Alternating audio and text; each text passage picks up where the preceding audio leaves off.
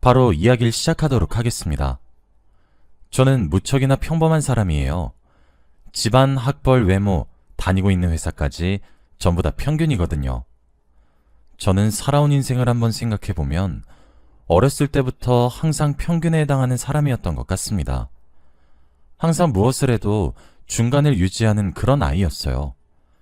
그렇게 평범하게 자랐고 살아오다 운명의 여자를 하나 만나게 되었습니다. 저는 매일 아침 출근 전 항상 가던 카페에 들려서 커피를 한 잔 사서 출근을 하는 습관이 있습니다. 제가 당시 살고 있었던 동네에 작은 카페가 하나 생겼는데 그곳에서 매일 아침마다 아르바이트를 하던 한 여자가 있었어요. 항상 상냥하게 웃으면서 인사를 하고 친절하게 대하고 게다가 얼굴도 엄청 이뻤습니다. 매일 아침마다 커피를 사는 것은 이제 더 이상 습관이 아니었어요. 무조건 그 카페에 가서 커피를 사 먹곤 했죠. 매일 아침 웃는 얼굴로 밝은 목소리로 오늘도 화이팅 하세요 라고 인사를 건네줬는데 그 인사를 들으면 그날 하루 모든 일이 잘 풀리는 것만 같았었죠. 제가 정신을 차려보니 어느새 혼자 짝사랑을 하고 있더라고요. 조금씩 혼자 마음을 키워나갔고 더 이상 제 마음을 주체할 수 없다고 생각했을 때 마음을 고백해야겠다고 다짐했죠. 그리고 출근하기 전 제 마음을 쪽지에 적었고 제 명함과 함께 커피를 건네는 그 여자 손에 쥐어주고 도망치듯 출근을 했어요. 퇴근 시간이 다다를 때까지 제 전화에는 아무런 연락이 없었고 저는 속이 까맣게 타들어갔습니다. 그러다 밤 10시가 되던 순간 모르는 번호로 좋아요 라고 문자 메시지가 한 통 도착했어요. 정말 믿겨지지 않아 멀뚱멀뚱 문자를 보고 있으니 그 번호로 전화가 오더라고요. 서둘러 받았습니다. 전화는 당연하게도 그 여자분이셨고 전화를 받자마자 깨르르 웃으며 저를 반겨주었죠. 그날 날아갈 것만 같다는 말이 무슨 말인지 뼈저리게 실감할 수 있었어요. 그렇게 연애를 시작했습니다. 여자친구는 얼굴도 무척이나 예뻤어요. 김희선을 닮았다는 말을 종종 들을 정도의 외모를 가지고 있었습니다. 그뿐 아니라 성격도 무척이나 착하고 여성스러웠어요. 흔히 말해 내조를 잘하는 그런 여자였어요. 완벽한 사람이었죠. 저는 개발직에서 종사하고 있는데 직종이 직종이다 보니 야근이 무척이나 필수적입니다. 그럴 때마다 여자친구는 정말 하루도 빠지지 않고 제가 야근을 할 때마다 도시락을 싸와서 응원을 왔어요. 회사 사람들도 제 친구들도 모두가 저를 부러워했죠. 저도 한 번씩은 어떻게 이런 여자가 나를 만나? 라는 생각을 종종 했습니다. 그렇게 5년이 넘도록 연애를 했어요. 그러던 어느 날이었습니다. 심각한 목소리로 제게 할 말이 있다는 그녀의 말에 불안해졌습니다. 여자친구는 항상 밝고 웃음기 있는 목소리를 가지고 있었는데 그날만큼은 처음 들어보는 낮고 차가운 톤의 목소리로 얘기를 했었거든요. 카페에 먼저 가서 저를 기다리고 있었던 여자친구는 저를 보자마자 닭똥 같은 눈물을 흘리기 시작했어요. 놀란 제가 허겁지겁 달래주며 무슨 일이냐고 채근하기 시작하자 실토하더라고요. 자기야, 나 임신했어. 우리 어떡해? 사실 저는 당황스럽긴 했지만 속으론 너무 좋았어요. 저는 만나는 내내 결혼을 하고 싶다고 했지만 여자친구는 항상 준비가 되지 않았다는 말로 미루곤 했었거든요. 여자친구는 형편이 조금 어려운 편에 속했습니다. 여자친구는 저와 만난 이후로도 취직은 하지 않았고 계속 카페에서 아르바이트만 하고 있었어요. 취직을 할 수 있었지만 하지 못했던 이유는 아르바이트를 해야 집에 계시는 아프신 아버지를 돌볼 수 있었기 때문이었죠. 장시간 자리를 비우지 못하는 것에 비해 아르바이트는 그 카페 사장님께서 양해를 봐주시기도 하고 집과 거리도 가까워서 계속 아르바이트만 했었어요. 그렇게 번 돈으로 생활비도 충당해야 하지, 아버지 병원비도 충당해야 하지. 그래서 모은 돈이 없었거든요. 여자친구랑 어머니 둘이서 벌어도 아버지 병원비가 너무 많이 들어서 잘 모을 수 없기도 했고요.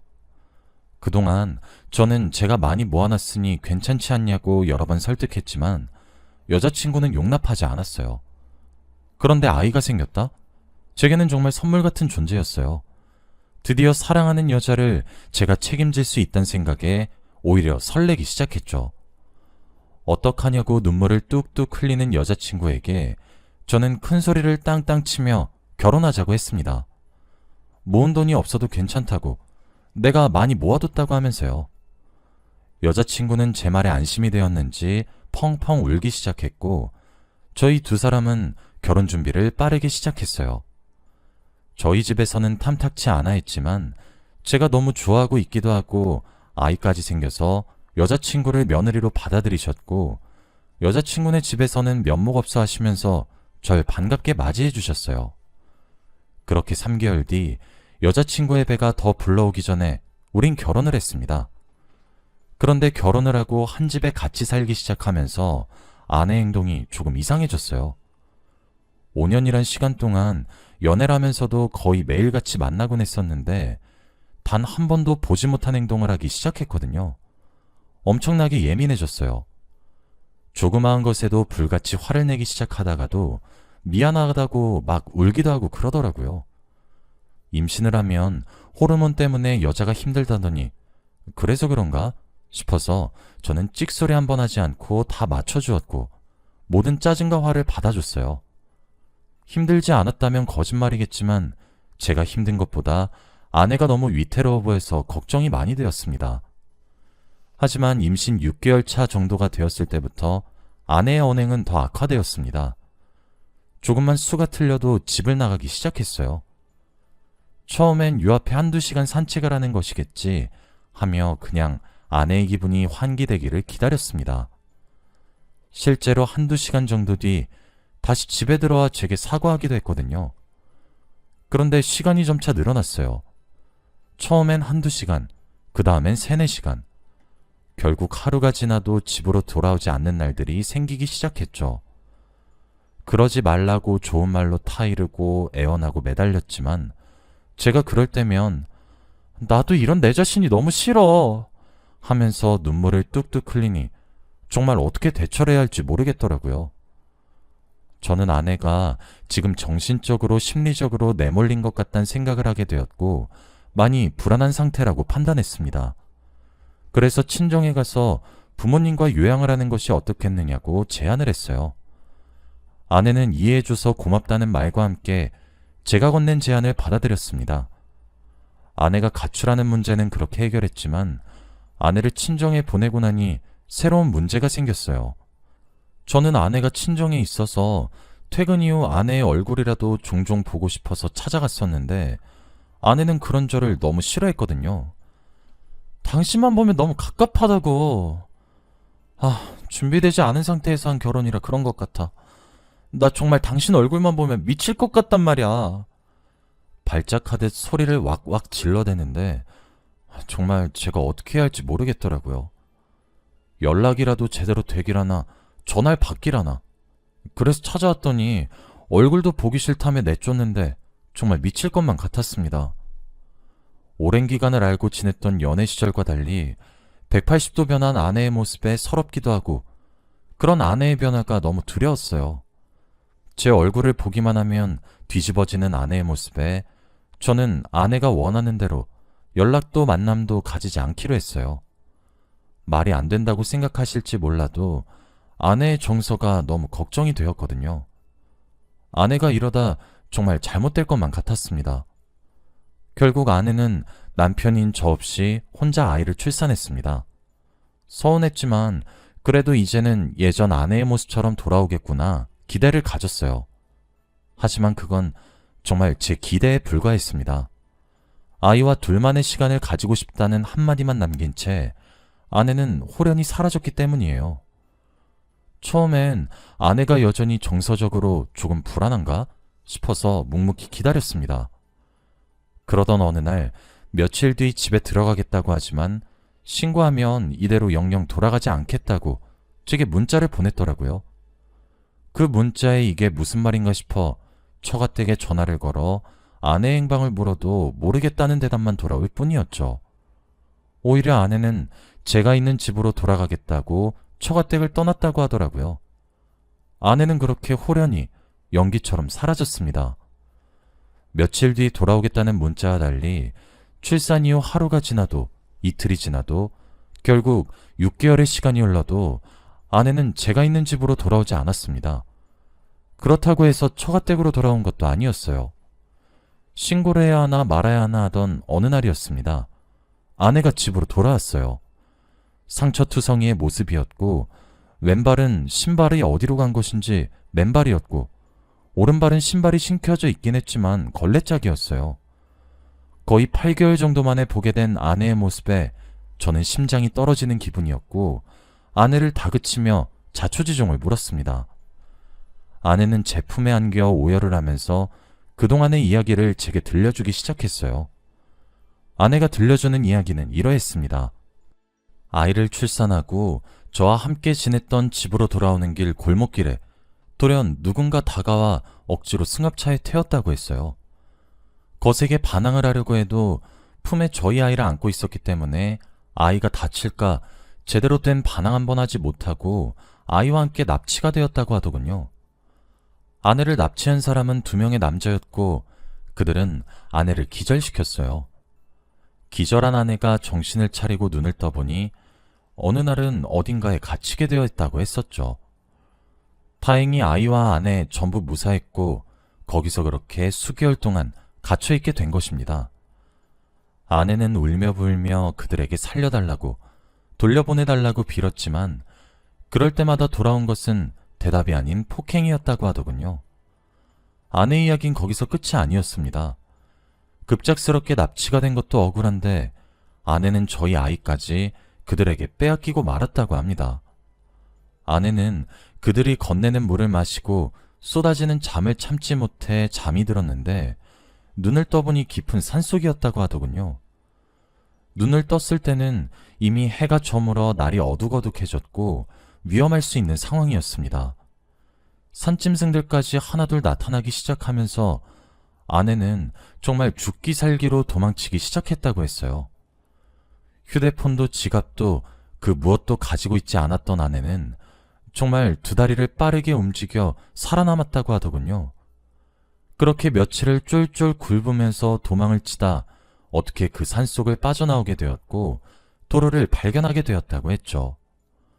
도로 위 서 있는 아내의 모습을 본 한 시민분께서 경찰에 신고를 해주셨고 그렇게 아내는 기적적으로 돌아올 수 있게 된 거였어요.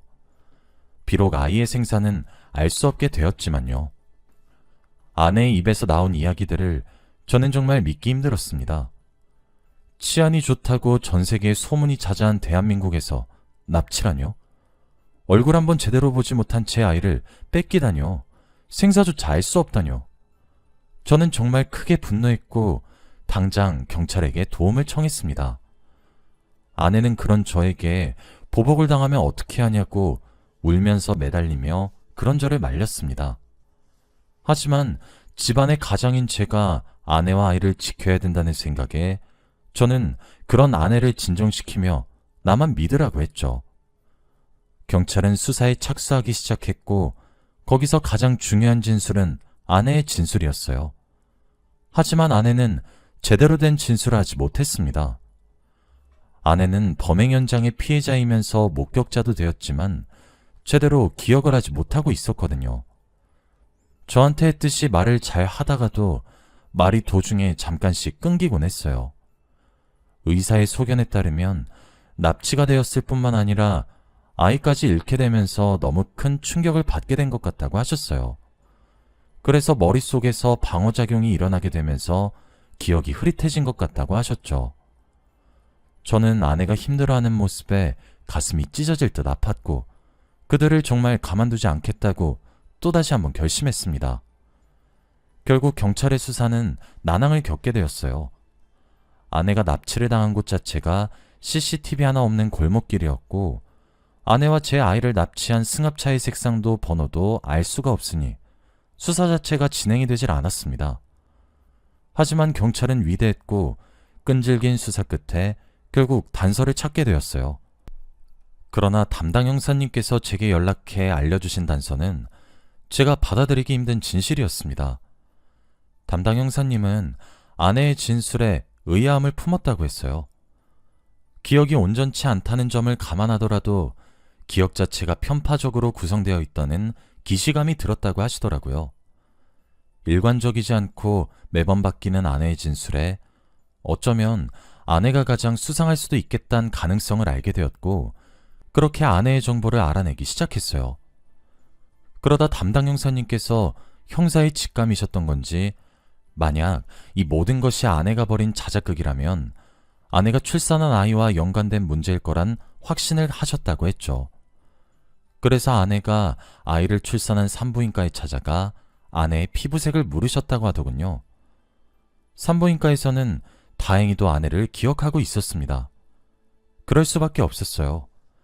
만삭인 산모가 찾아와 친정도 남편도 시댁도 그 누구도 없이 혼자 출산하는 경우 자체가 드문 경우인데, 그렇게 출산한 아이의 피부색이 흑인의 그것과 똑같이 새카맣게 태어났기 때문이었어요. 담당 형사님은 수사의 방향을 아내의 자작극으로 간주하고 진행하겠다고 이야기를 하셨습니다. 그러면서 아기가 유기되었을 수 있다는 가능성을 제시했죠. 그 이야기를 듣는 내내 참 멍했습니다. 한국말을 들으면서도 이해가 가질 않았어요. 저는 그 길로 집으로 돌아가 아내를 추궁했습니다. 아내는 처음에 당연히 부정했습니다. 그리고 저는 아내의 부정을 믿고 싶었고 믿었습니다. 하지만 확실해야겠다는 생각에 아내와 함께 산부인과에 가서 다시 한번 확인해보자고 이야기를 꺼내는 순간 아내는 모든 것을 인정하기 시작했습니다. 아내는 저와 연애하던 기간보다 더 오래된 만남 상대가 있었다고 실토했어요. 7년이란 시간 동안 만난 남자는 한국에서 음악을 하는 흑인 래퍼였어요. 두 사람은 서로 욕망을 채우기 위한 즐기기만 하는 관계였는데, 그렇게 2년 정도 만나던 도중 제가 나타난 것이었다고 하더군요. 사실 흑인 래퍼를 사랑하지 않은 것은 아니었으나 미래가 불분명하고 불안한 직업을 가지고 있었기 때문에 결혼까진 생각하지 않고 있었다고 하더라고요. 그냥 계속 즐기기만 했던 거였어요. 그러다 아이가 덜컥 생긴 거였죠. 아내는 고민에 빠졌어요. 임신한 날짜를 유추했을 때 저와 흑인 래퍼 둘 다 아빠일 가능성이 있었기 때문에 말이죠. 아내는 본인이 생각했을 때 제가 좀 더 유력하다고 생각했기 때문에 저와의 결혼을 택했어요. 불분명하지만 멋있는 래퍼보다 안정적이지만 평범한 저와의 미래가 더 괜찮을 거란 생각을 가지고 말이에요. 그렇게 생각 없이 저와 결혼은 하게 되었는데, 초음파상으로는 아이의 피부색을 알 수가 없으니 점차 불안감이 엄습해왔다고 합니다. 제가 아이의 아빠일 가능성이 높을 뿐이지 확실하진 않았기 때문이죠. 결국 아내는 도둑 출산을 하기로 결심했고, 그러기 위해서는 정서적으로 불안한 사람이 되어야 했어요. 제게 화를 내고 비명을 지르고 그렇게 했던 모든 행동들이 전부 계획된 연기였던 거였죠. 아이를 낳는 순간까지도 제 아이이기를 간절히 바라고 또 바랬는데 태어난 아이는 흑인이었어요. 알고 보니 행방이 묘연했던, 납치를 당했고 어딘가에 갇혀있다던, 그러던 와중에 아이까지 뺏겼다던 그 8개월의 기간 동안 아내는 흑인 래퍼를 찾아가서 아이를 맡겼고 함께 알콩달콩 지내고 있었더군요. 하지만 그렇게 집을 떠나 있는 시간이 길어지면서 제가 신고를 할지 말지 너무 불안해지기도 했고, 이 모든 사실을 제게 들켰을 때 어떻게 빠져나갈지 너무 고민도 되었고, 그래서 깊은 고민 끝에 생각해낸 방법이 자작극이었던 거였습니다. 상처투성이 몸을 만들기 위해 산에 올라가 일부러 오르막길에서 굴러가면서 자신의 몸에 상처를 입혔고, 신발도 한 짝은 버려버리고 신고 있었던 것은 발로 밟고 사포로 갈아내고, 그러한 방법들을 통해 너덜너덜하게 만든 거였어요. 그리고 나서 멀리 떨어진 곳으로 직접 이동해서 마치 그제서야 겨우겨우 탈출한 것 마냥 꾸몄던 거였죠. 아내가 시외버스를 이용한 내역이 추가적으로 발견이 되었고, 아내는 그제서야 결국 모든 것을 포기하고 맞다고 인정했습니다. 새롭게 아내의 진술하는 과정에서 알게 된 처참한 진실은 제게 빗으로 날아 꽂혔습니다. 모든 것이 아내의 자작극이었던 것에 저뿐만 아니라 처가댁과 저희 집 어른들 모두가 정말 깜짝 놀랐고 저희 어머니는 처가댁에 찾아가서 욕이란 욕은 다 퍼붓고 돌아오셨어요. 처가댁에서는 제게 미안하다고 한 번만 딸을 용서해주면 안 되냐고 눈물로 호소를 했고 아내 또한 제게 손이 발이 되도록 빌면서 평생 그 아이와 마주치게도 하지 않을 테니 넘어가 달라고 앞으로 속죄하며 살겠다며 제 바지가랑이를 붙잡고 늘어졌습니다. 그런 아내의 모습이 너무나도 역겨웠고 저도 모르게 뺨을 내려쳤어요. 아내는 제게 내팽개쳐졌으면서도 아득바득 제게 다시 다가오는데 너무 징그럽더군요. 제가 알던 그 여자가 맞는지 믿기지 않을 정도로 말이에요. 저는 임신기간과 가출기간을 합쳐 1년의 시간이 넘는 그 오랜 기간 동안 절 기만한 부분과 그런 아내의 치밀한 계획과 연극에 혀를 내둘렀고 아내를 용서하지 않았습니다. 그리고 앞으로도 하지 않을 생각이고요. 현재 저는 흑인 래퍼와 아내를 상대로 소송을 준비하고 있습니다. 이미 경찰 측으로부터 허위사실 신고로 인해 벌금을 맞은 상태더라고요. 어렵겠지만 사기로 인한 혼인 취소를 요구하는 중이고 아내는 끝까지 제게 매달리고 있습니다. 그동안 오랜 기간 제게 심리적 안정감을 주고 제 미래를 맡기고 싶다고 생각했던 여자의 끔찍한 두 얼굴을 목격하게 된 저는 아직도 제게 일어난 일련의 일들이 믿겨지지 않는 날들이 더 많습니다. 변호사님 말로는 제게 너무 유리한 상황이라 혼인 취소 요구는 물론 위자료까지 받을 수 있다고 하십니다. 저도 사람인지라 뜯어낼 수 있는 만큼 정말 온 힘을 기울여 뜯어낼 겁니다. 제가 상처받은 만큼 아내 또한 씻을 수 없는 상처를 받았으면 좋겠습니다. 여기까지가 제 이야기입니다. 이렇게 이야기를 털어놓으니 참 후련해지는 것 같아요. 제 이야기를 들어주셔서 너무 감사하고 여러분들께서도 제게 용기를 주셨으면 좋겠습니다. 제가 이 싸움에서 이길 수 있도록 말입니다. 감사합니다.